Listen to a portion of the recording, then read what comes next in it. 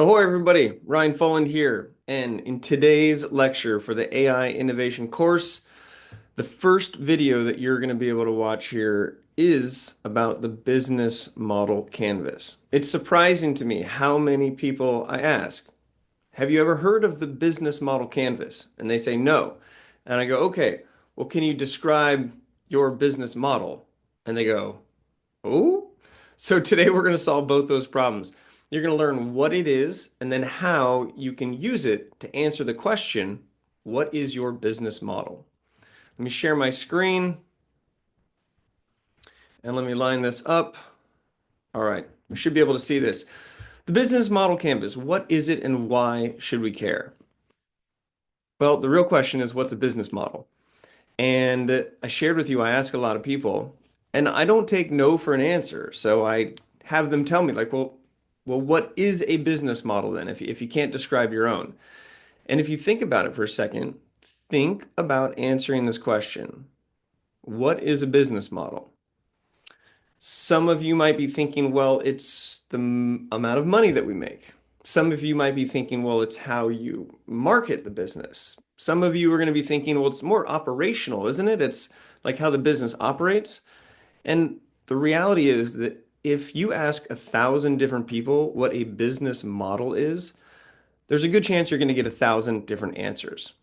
And this is an actual real problem. And the problem was solved by a guy named Alexander Osterwalder.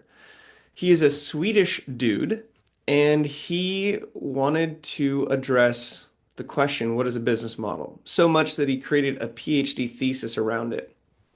He went around the entire world and asked everyone what they thought a business model was. He gathered all the data, he did the research, he figured out that there are arguably 9 different components that altogether make up a business model.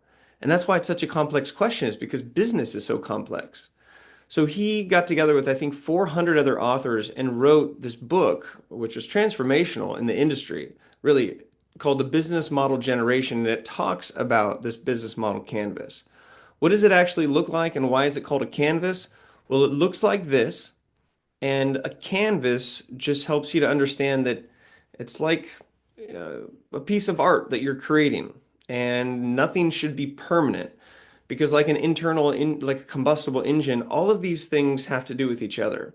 So think of it as a canvas, and if you see here, he's got little post-it notes. It's because technically the canvas stays it's how it is, and you move all the different elements as you discover what works for you. Now, the importance of understanding and developing your own business model canvas is that it's a visualization at the end of the day. You can see it. It breaks it down into 9 different buckets. It'll help you to clarify and focus. One of the things that it will help you do is asking for specific advice. Sometimes somebody will come to me for mentorship and they'll say like, well, I just don't know. Well, it's hard for me to approach such a general question, but if you say, here's my business model canvas, I'm having a hard time with this section here. Can you give me more insights? It's like, yes, let's dive in. This will also help you identify the gaps between where you are and where you need to go, and it'll help you identify the risks. At the end of the day, I'm a big communication guy, and I think this is a tool for communication. Because when you talk to somebody who maybe you want to recruit on your team, when you talk to an investor, when you talk to a mentor, your ability to communicate what you think your business model is or where you're at right now allows people to help communicate back to you where you can have some improvement. I'll say it once and I'll say it again. To be successful in business is to keep it simple so that you make it powerful. And that is exactly what this thing does. So many elements of business, but you can literally lock it down to 9. And at the end of the day, we want you to be confident with your ideas. And in order to do that, you need to have clarity in the way that you actually present the ideas. The business model canvas, there are 9 buckets, and you could technically go through it in any order. And you are going to memorize it. Trust me, we're going to talk about it so much, you're going to have it memorized. But there is a particular flow that seems to make sense to go through it. We're going to go through that in the next video that you're going to be able to watch. Here's what it looks like at the end of the day. And we're not going to dive too much deeper into it here. But what I want you to understand is that your business model canvas is a universal language.